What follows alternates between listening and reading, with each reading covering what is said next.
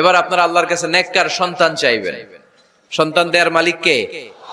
আল্লাহর কাছে দোয়া করবেন, রব্বিলা তাযারনি ফারদাও ওয়া আনতা খায়রুল ওয়ারিসিন। এটা নবীদের দোয়া, পারেন না দোয়াটা?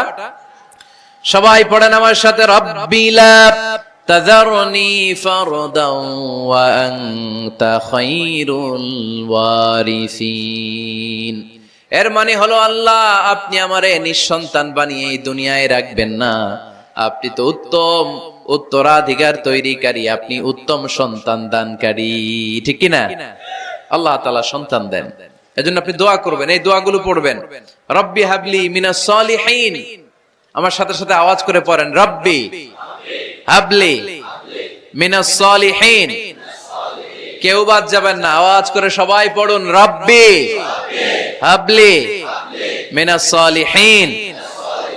এর অর্থ হচ্ছে, হে আল্লাহ আপনি আমাকে নেককার সন্তান দান করেন। আওয়াজ করে পড়েন আমিন। নেককার স্ত্রী, নেককার সন্তান আল্লাহর কাছে চাইতে হয় ভাইয়েরা, না চাইলে পাওয়া যায়